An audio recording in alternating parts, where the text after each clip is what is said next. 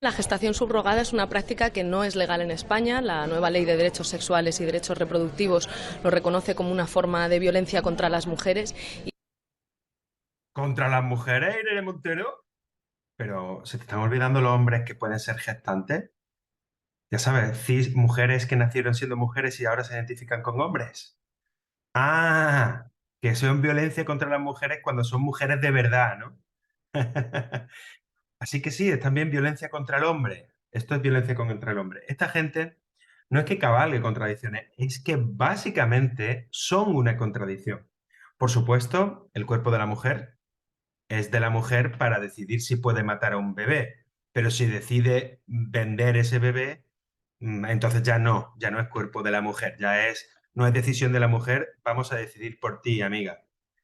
Así que, bueno, pues, hola amantes del debate, soy el polemista y os traigo la polémica nuestra de cada día y por supuesto esta polémica, la polémica de Ana Obregón, de la gestación subrogada, no podía quedar al margen. Así que voy a intentar hacer un vídeo sobre esto. Ya he hablado de este tema en el pasado y voy a empezar con una aclaración que siempre me gusta hacer. Gestación subrogada, adopción con remuneración económica para cualquiera de las dos partes. Mm, vientre de alquiler, me da igual cómo lo llaméis. Es comprar niños, ¿vale? Dejemos el lado semántico a un lado, ¿vale? Dejemos la semántica y entendamos eso como vender niños, ¿vale? Que sí, que no estás comprando un niño porque un niño no puede ser vendido, porque los niños no pertenecen a nadie, porque la esclavitud está mal y porque no sé qué, y no son propiedad de nadie. Pero todos entendemos lo que quiere decir vender a un niño. Es decir, yo te entrego a ti un niño, tú lo cuidas hasta que se haga mayor, tienes la patria potestad. No entremos en términos jurídicos, eso solo embarra el tema.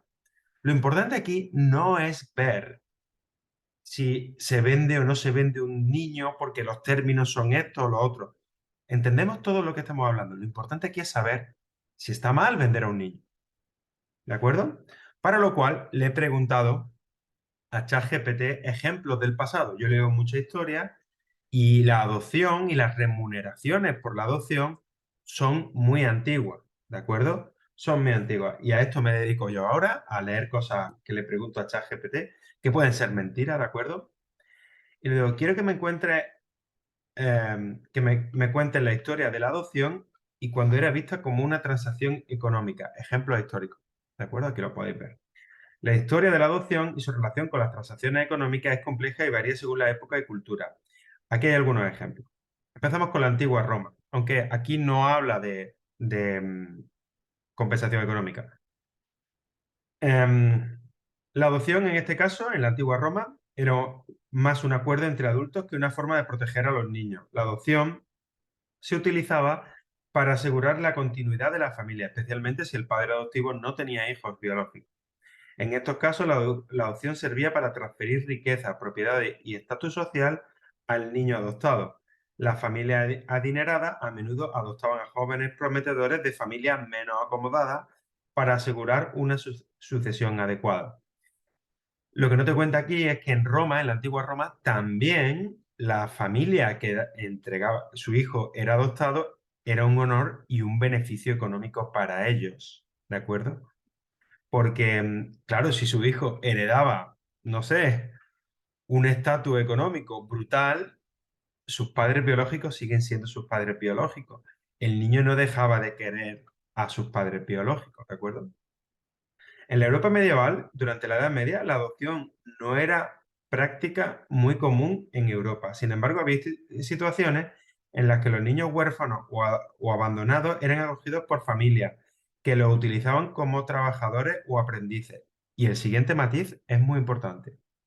En este caso, la compensación económica era indirecta, ya que los padres adoptivos se beneficiaban del trabajo que el niño proporcionaba. Es decir, los padres compraban mano de obra barata. Para ello tenían que hacer una inversión en manutención y en el bienestar del niño para que el niño no se les muriera.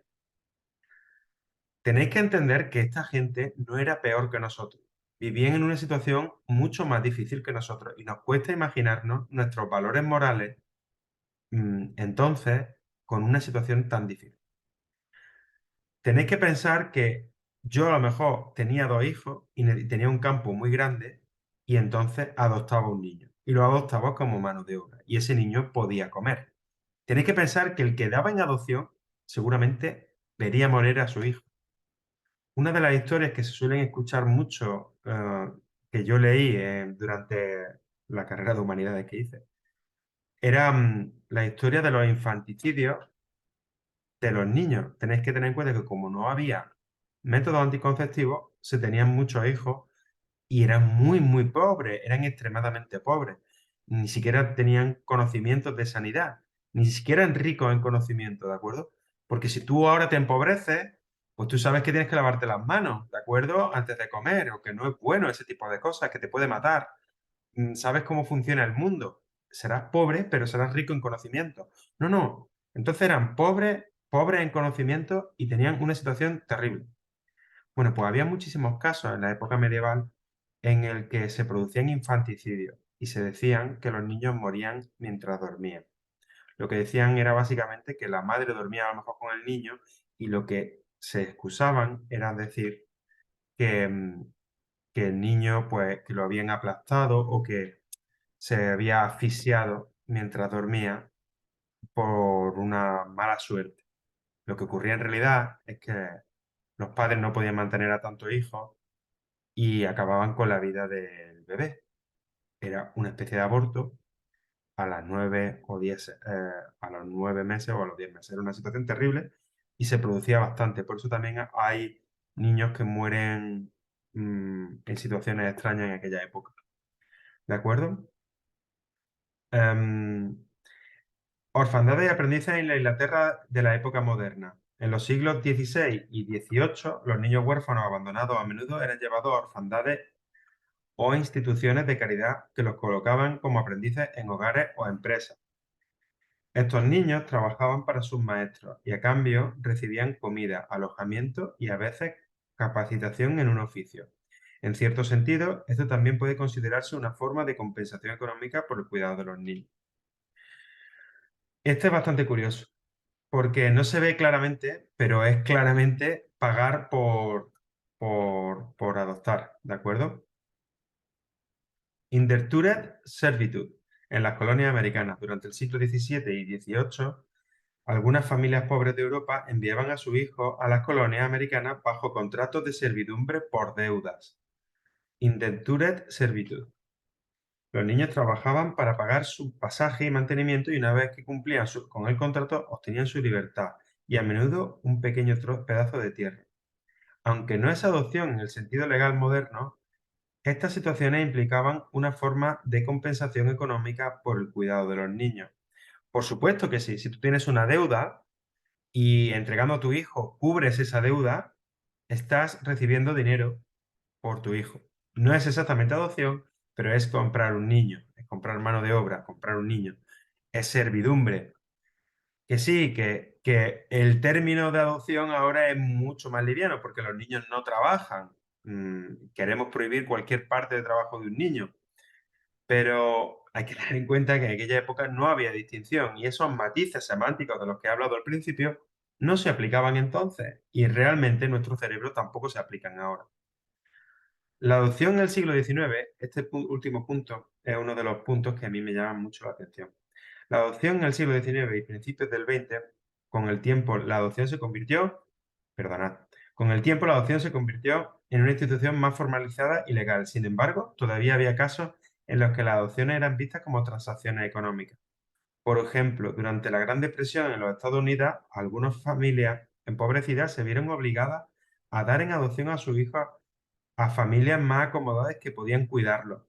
También hubo casos en los que los niños eran vendidos o adoptados por familias a cambio de dinero, aunque esta práctica era legal. Bueno, en definitiva, tenéis que imaginaros la situación y tenéis que imaginar varias cosas, ¿de acuerdo? Quiero que os pongáis en la piel de aquellos seres humanos que no eran diferentes de ti y de mí. Imaginaros la Gran Depresión que tiene 6 hijos y que tiene hijos pequeños y, y si das dos, uno en adopción, no es suficiente porque no ganas suficiente dinero para darles de comer. Poneros en esa situación donde la mayoría de la gente se levantaba todos los días pensando, no sé qué voy a comer hoy. a ver cómo le voy a dar de comer a mi hijo hoy. Espero que esta cosecha no se haya visto mal, ¿de acuerdo? El simple hecho de dar de comer a alguien era algo terriblemente costoso para alguien. Poneros en esa situación. Y ahora dices tú, bueno, pues tengo un hijo y si lo doy en adopción tengo una boca menos, pero con una boca menos no saco a los demás adelante.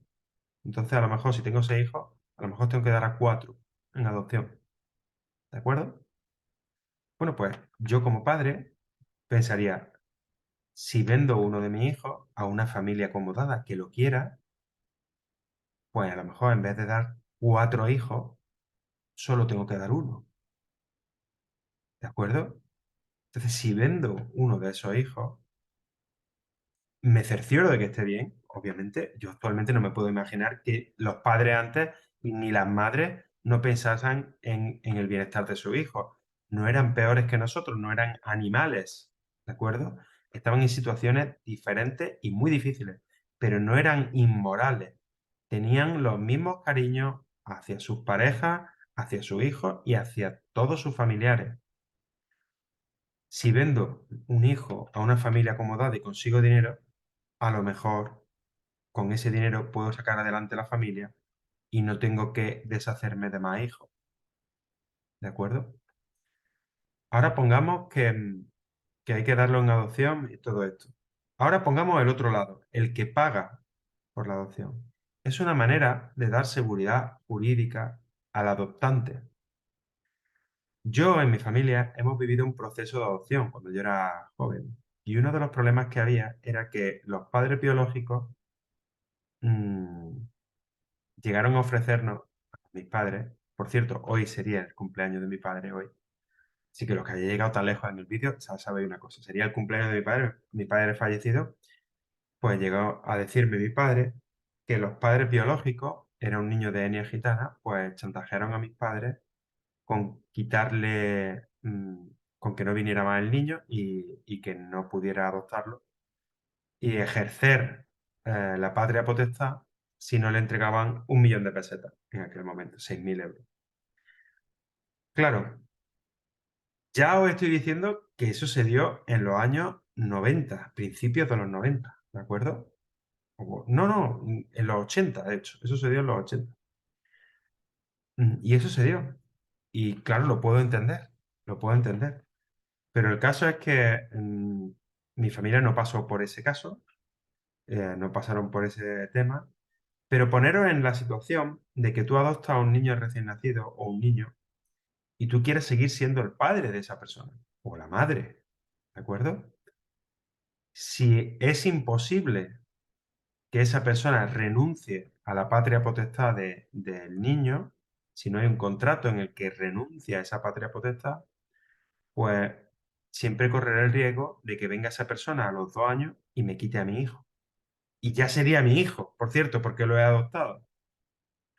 Si encima le doy una cantidad de dinero a esta persona, cerramos un contrato, como mínimo esa persona tendría que indemnizarme con muchos veces ese dinero para quitarme al hijo. Es decir, es una forma de cerciorarse de que la persona que está adoptando tiene verdadero interés y quiere seguridad jurídica en esa adopción. Mucha gente teme que se provoque un efecto de oferta-demanda, una oferta de vientres de alquiler y que la gente puede hacer mucho dinero vendiendo niños, ¿de acuerdo? Repito, vendiendo niños de esta forma, ¿de acuerdo? Entendemos como helado de vainilla. Si queréis poner, poned helado de vainilla en este tema. Vendiendo niños, ¿vale? Y yo digo, ¿y qué? Si hay mucha gente que hace dinero con esto, primero, todas las partes están felices. Tienen siempre que ser con garantía, obviamente. El niño tiene que estar por encima de todo. Si para comprar un tanque necesitas garantía, para adoptar un niño también necesitas garantía. No puedes vendérselo a cualquier persona, ¿vale? Un tanque tampoco, una arma de fuego tampoco, ¿de acuerdo? Necesitas garantía. En este caso, más garantía porque es una vida humana y es lo más importante de nuestra sociedad, los niños, ¿de acuerdo? Entonces, ninguno recibe daño y Y bueno, el mayor riesgo que corre nuestra civilización, bueno, el planeta entero, es la despoblación, porque el índice de natalidad están cayendo tanto que el mismo Elon Musk ha dicho que ese será el mayor problema de la Tierra.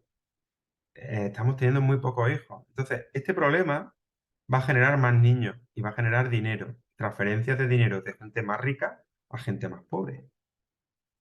¿Cuál es el problema? No lo entiendo. En el libro La mente de los justos de Jonathan Haidt decían una cosa muy interesante y era que la moral no va por el camino de la razón. Intentamos que vaya por el camino de la razón, pero no es la razón la que manda. La moral trabaja a mucho más bajo nivel, a un nivel intuitivo que no podemos controlar. Él te lo compara con el elefante y el jinete. Te dice que el jinete es la razón y el elefante es realmente la intuición, la moralidad. ¿Qué ocurre? Que el elefante no va donde dice el jinete. El jinete hace como que el elefante va donde él quiere, pero en realidad el elefante decide dónde va, etc. Ese es el ejemplo metafórico que se hace.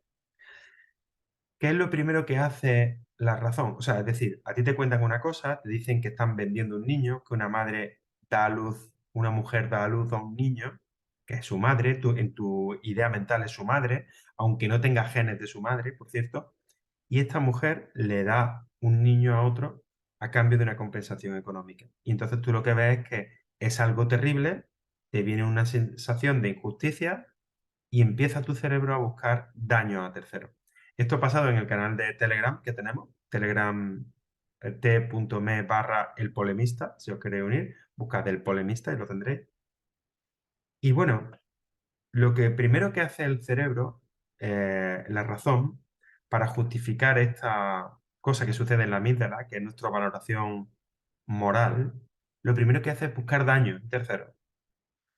Y en el canal de Telegram lo han dicho, dice, no, no, pero es que el niño cuando se entere de que su padre, su madre la gestó otra persona y que tú la compraste, va a tener trauma o no. O no, te estás inventando un daño. A lo mejor el niño dice, bueno, menos mal. Y además, trabajemos con la ucronía.